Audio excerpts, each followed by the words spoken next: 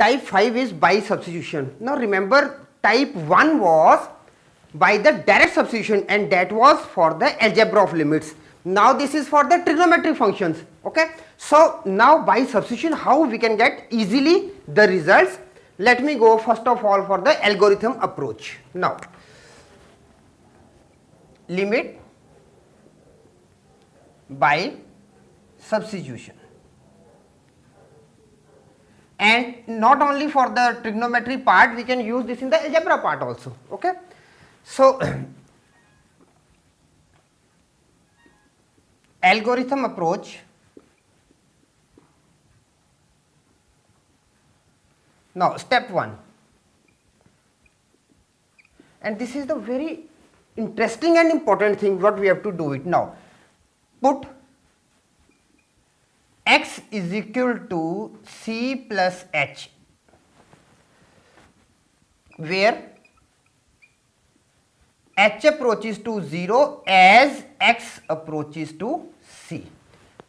Now where we have to put x equal to c plus h, that I am writing. Now suppose we are having limit x approaches to c for a function fx, then here we are going to write for this part limit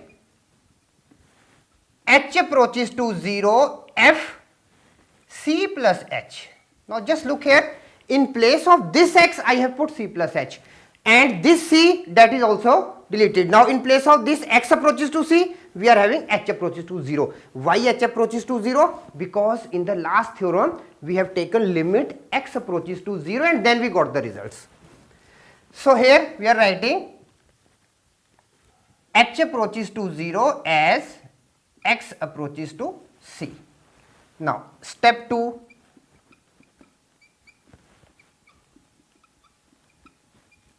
simplify the numerator and denominator.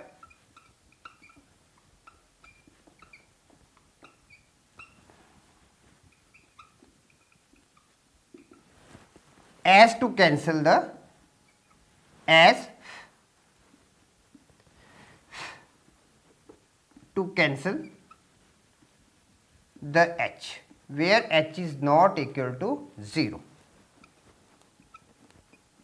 Step 3, put h is equal to 0 for the required result.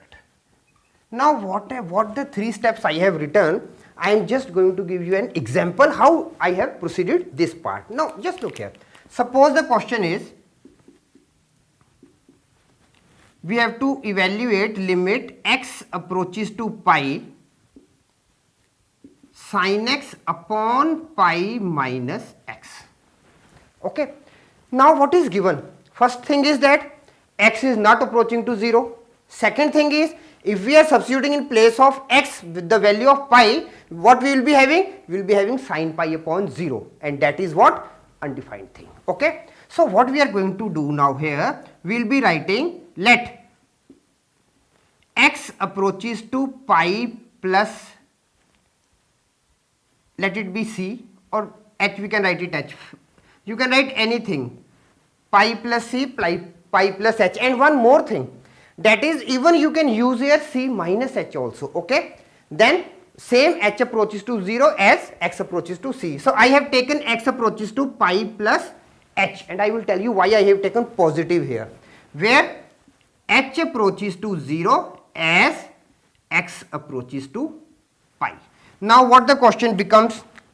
Now our question converts to limit h approaches to 0 sin pi plus h upon pi minus in the bracket pi plus h. Now why I took pi plus h? Because here it was pi minus x. So when we are opening the brackets, we will be getting pi, and pi will be cancelled. Okay. So that's why I have taken here pi positive of h. Now limit h approaches to 0 negative of sin h upon negative of h. We are having this thing. And finally limit h approaches to 0, sin h upon h, the result is 1.